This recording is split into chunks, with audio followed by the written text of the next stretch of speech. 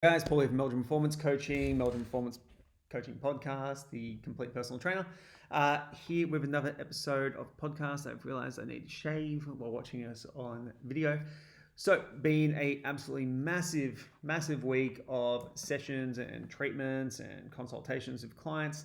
We're hitting around the 40 mark by the end of today. So it's been an absolutely huge week, which is really awesome. God, it's been more than 40, but it's been an absolutely huge week. So really excited to be able to keep on delivering these podcasts and help people out. Got a ton of listeners recently, which is really cool. I don't know how, but if you do listen to this, if you're listening to it, take a screenshot, post on your IG, your Instagram account, tag me in it. It would be much appreciated. I'd also love to get to know a few more of the listeners just while we're still at the point where I can do that. As we bring guests on later this year, actually later this month, that will probably change a little bit more rapidly. So while we can, I'd love to speak to more and more of you. So the series that we are on now is recapping the principles of the book, The Ultimate Body Transformation Expert. And we've gone through 3 nutrition, 3 training, and 1 mindset principle and how my thoughts have evolved. And the second last one on this is self-compassion. So self-compassion is a topic that I've talked about a fair bit. It basically is one of these under-recognized, under-acknowledged tools in the mindset and positive psychology toolbox. So the reason why is that self-compassion sounds kind of a little bit airy-fairy. It sounds like you're giving yourself a free pass for everything. And reality is it couldn't be any further from the truth. So what I talked about in the book, just to recap now, is self-compassion allows us to move on from our mistakes and stay on track. Really important for body composition clients, in fact, any client, because what happens is that when they do make a mistake, they need to be able to get back on the horse again. Self-kindness is one compassion of it, which is basically being nice to yourself, because we are our toughest critic and we need to treat ourselves better. Common human experience, realizing that if you are going through a challenge, it's more than likely that someone else has gone through that challenge as well. So that's why one of the things I do is I often will buy books from people with different perspectives of mine so I can start to put myself in their shoes, which helps as a coaching perspective. So today I bought a book, Ageless, which is a book on aging. I am aging, we are all aging, but I'm not familiar with the experience yet, experientially, of someone who's in, say, their 50s or they're going through rapidly declining testosterone levels or menopause. So getting a little bit more of an understanding of that is probably a useful thing. And the other component of self-compassion is mindfulness. So being aware cultivates change, and we're aware of what we're doing and why we're doing it. We can work on strategies to move forward. So I also talk about in the book how self-compassion, if you do practice it and you do use it, it allows you to stick to things for a lot longer. So how have my views on self-compassion changed over the course of the last year? Well, last year has been a challenge for everyone. Obviously, with COVID, we all know that. We don't need to reiterate on why it's a challenge. But from consulting my clients, and particularly in this week where we're like trying to set kind of like a plan for the new year with a whole new outcome, new way of training and working in a different situation, and my changing work environment, so we're getting people to work a lot more unsupervised with me. Finding out more and more about how the pandemic and how certain things have affected people, and then helping them realize it's okay, has become more and more important.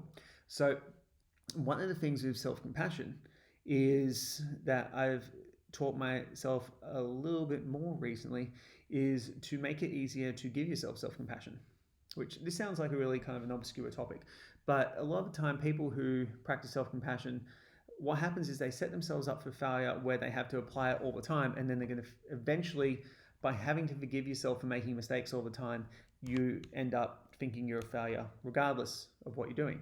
So here's an example of that.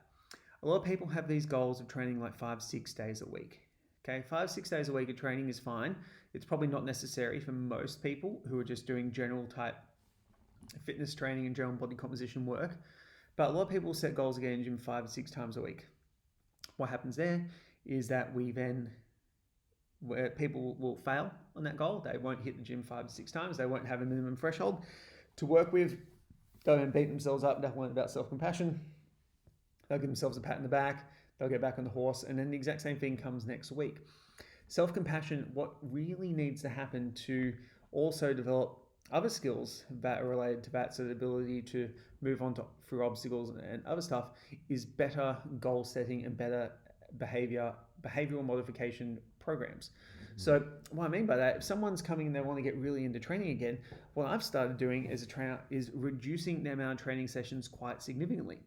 So I had one client today who came in, wants to get back into training. They've overcome a whole bunch of stuff.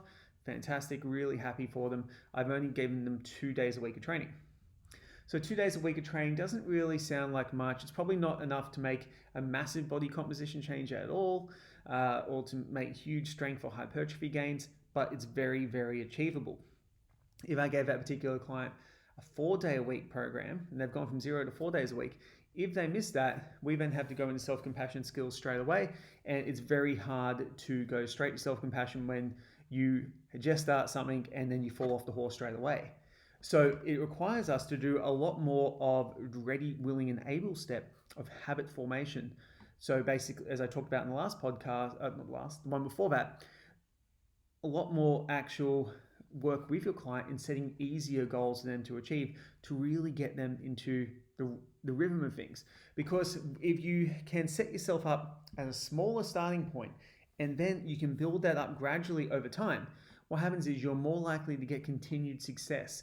And from there, you don't have to worry about self-compassion so much. You actually build up more of an identity as being someone who goes to the gym 3 to 4 times a week. So if you do have those moments where you slip up and I did 3 times this week, no big deal, I'll do 4 next week, I'm back on track. It's not a problem. It's a lot easier, rather than if you're someone who sets the goal of doing, I'm going to do 5 to 6 sessions every week and you only make it 3 times. What will happen then is, because of the continual lack of achieving that goal, will beat down on your self-compassion after a period of time. It's hard work having self-compassion and actually treating yourself well. So we need to give ourselves less of an opportunity to have to use it. And then as we build that success and as we start to form our identity first as someone who trains often, as someone who eats well, when we do go off track, it's much easier to use the skills of self-compassion because we're not failing multiple times over. So guys, that's self-compassion. If you enjoy the podcast or anything like that, please share it, all that kind of stuff. Tag me in things. I don't talk about us for that very, very often, but we're making a lot of impact this year. So if any bit of help is really, really appreciated, more than you know. Any questions, hit me up on social media, Instagram or Facebook, whatever it is. More than happy to help out. Thank you again for listening, and I'll be speaking to you all real soon.